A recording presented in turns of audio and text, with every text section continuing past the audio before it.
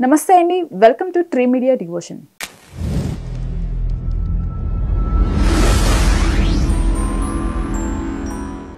ఈరోజు మనతో ప్రముఖ వాస్తు జ్యోతిష్య నిపుణులు శ్రీ నానాజీ పట్నాయక్ గారు ఉన్నారు. సార్ నమస్తే.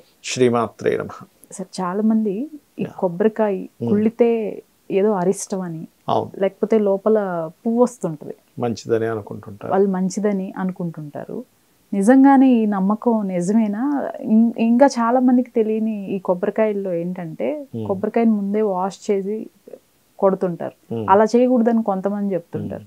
వెనక పీచు తీయాలంటారు, కొంతమంది తీయకూడదు, అలానే పెట్టాలంటారు.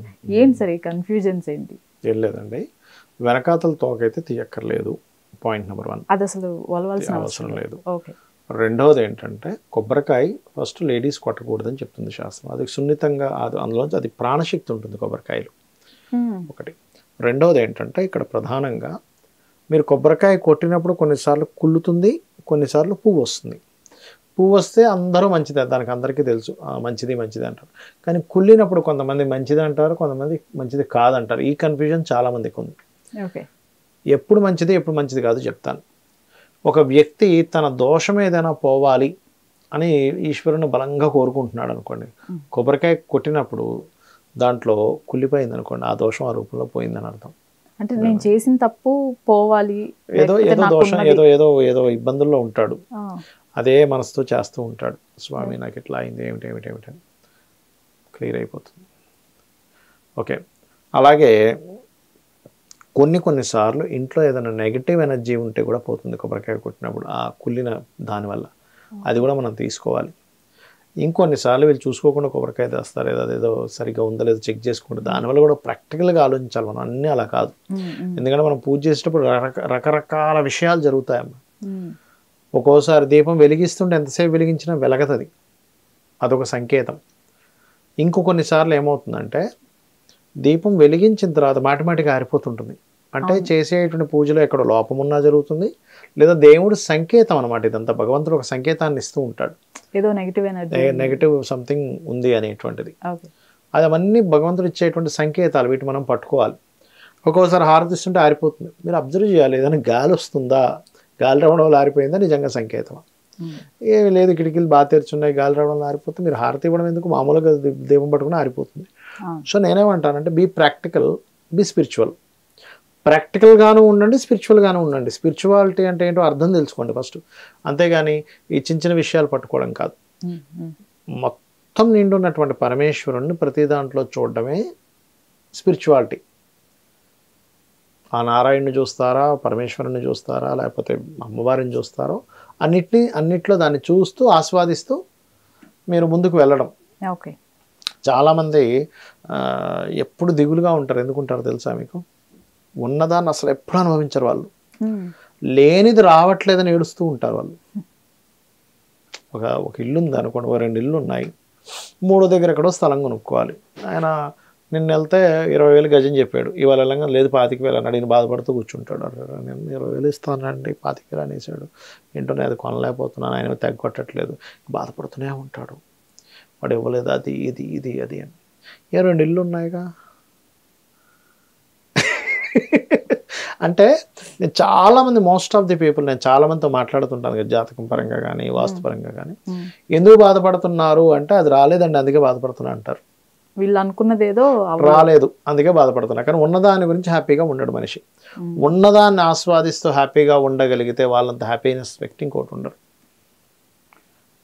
నవ్వుకుంటాడమ్మా భగవంతుడు. మనం పూజ చేస్తుంటాం కదా, పూజ చేస్తూ అలా ఏదో ఆలోచిస్తూ అది రాలేదు ఇది రాలేదు అని పూజ చేస్తుంటాం కదా, ఎంత నవ్వుకుంటాడంటే, పిచ్చోడా నేను నీకు అన్నీ ఇస్తే రాని దాని గురించి ఎందుకు నువ్వు ఏడుస్తున్నావు అని పిచ్చిగా నవ్వుకుంటాడు. చిన్నపిల్లడు ఏడుస్తే మనం నవ్వుకుంటాం చూసారు. ఒక్కోసారి చిన్న విషయాలు పిల్లలు ఏడుస్తుంటారు, అది పడిపోయింది ఇది చిరిగిపోయిందని మనం నవ్వుకుంటుంటాం, అదేముంది చిన్న విషయం అని. భగవంతుడు అలాగే నవ్వుకుంటాడు మనం చేసే పిచ్చి పనులకి చూస్తూ. నిజంగా కష్టాల్లో ఉన్నాడు అంటే, ఉదాహరణకి ఒక వ్యక్తికి బాగా బాధ్యతలు ఉన్నాయి, ఉద్యోగం పోయింది పుసుకుమని, పాపం ఆ వ్యక్తి బాధపడితే నిజంగా కరుణ చూపిస్తాడు. ఇలాంటి చిల్లర విషయాలకు భగవంతుడు పిచ్చిగా నవ్వుకుంటాడు. కామెడీ సినిమా చూసినట్టుగా నవ్వుకుంటాడు. నన్ను అడిగితే ఒక కామెడీ సీన్ చూస్తే మనం అట్లా నవ్వుకుంటాం. కానీ నిజంగా బాధ్యత ఉంది ఆ వ్యక్తికి, జాబ్ చేస్తున్నాడు, సడన్గా జాబ్ పోయింది, అయ్యో ఇల్లుని ఎలా పోషించాలని బాధపడుతుంటాడు. లేదా ఒక పిల్లకి పెళ్లి చేయాలి, ధనం సమకూరలేదు, లేదా మంచి సంబంధం రావట్లేదు, లేదా అమ్మాయి పెళ్లి చేసుకొని ఉంటుంది, లేదా అబ్బాయి పెళ్లి, అప్పుడు బాధపడుతున్నాడు, అది జెన్యూన్. ఉన్నదాన్ని వదిలిపెట్టి లేని దానికోసం ఏడుస్తే భగవంతుడు మనకు సహాయం చేయడు కదా. మంచి కామెడీ సినిమా చూసినట్టే చూస్తాడు, ఇది బాగా గుర్తుపెట్టుకోవాలి. అలాగే చిన్న చిన్న తప్పిదాలు కూడా మనం కంగారు పడిపోతుంటాం చూసారు, అయ్యో ఇదేంటి పడిపోయింది, అయ్యో ఇదేంటి ఇది అయిపోయిందని. అవన్నీ జస్ట్ సంకేతాలను మనం అర్థం చేసుకోవాలి, కంగారు పడకూడదు. భక్తే ప్రధానం. అదేమంటారు, ఎక్కడా కూడా ఏమీ ఆశించకుండా చేసే పూజను మాత్రమే, ఫలాపేక్షరహితంగా చేసే పూజనే భగవంతుడు స్వీకరించుకుంటాడు, అస్సలు స్వీకరించడు. మీరు ఫలితం ఆశించి చేశారు అంటే అస్సలు స్వీకరించడు.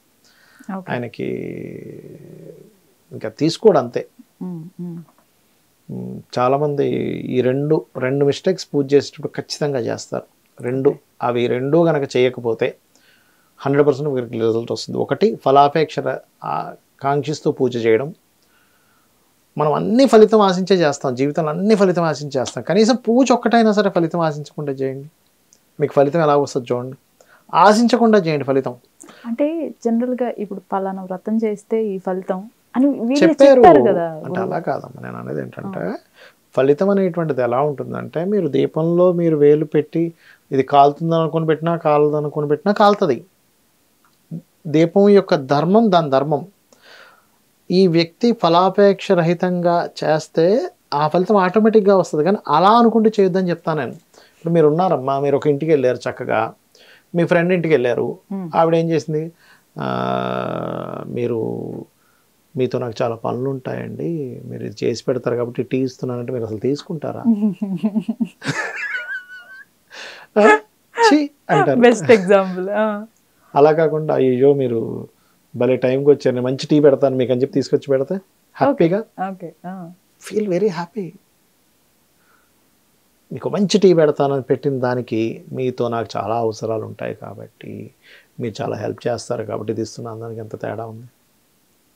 అలాగే ఇంట్లో 4 వ్యక్తులు ఉన్నారనుకోండి, భార్య భర్త 2 పిల్లలు, దేవుడికి నైవేద్యం పెట్టాలి.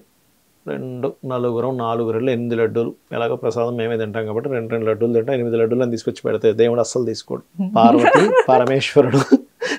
పరమేశ్వరుడు గణపతి స్కందుడు ఈ 4కి 8 లడ్డూలు పెడతాను అని పెట్టి తర్వాత దాన్ని మీరు ప్రసాదంగా స్వీకరించడం వేరు. ఎందుకంటే మీరు అదే ఇంటికి వెళ్ళారు, ఒక బౌల్లో లడ్డూలు ఉన్నాయి, మేము 4 తిందామని తెచ్చుకున్నామండి, మాకెందుకు తినబుద్ధి కాలేదు, మీరు లడ్డు తీసుకోండి అంటే అసలు తీసుకుంటారండి? కాబట్టి భావన ఈజ్ మోస్ట్ ఇంపార్టెంట్. అది ఒక హారతి ఇస్తున్నాం, అక్కడ భగవంతుడు ఉన్నాడనే భావంతో హారతి ఇవ్వాలి. ధూపమాగ్రాపయామి అని వస్తున్నాం, ధూపం ఆయనకి వెళ్తుందో లేదన్నట్టు ఇవ్వాలి. పుష్పం పెడుతున్నాం, పుష్పం పరికల్పయామి అని పెడతాం. లేకపోతే ఒక ధూపము దీపము నైవేద్యము గంధం పృథ్వీ అనేటువంటి భావనతో గంధాన్ని మనం చేస్తాం. ఆ భావన అక్కడ పర్టికులర్గా అలా చేయగలగాలి, ఏమి ఎక్స్పెక్ట్ చేయకుండా.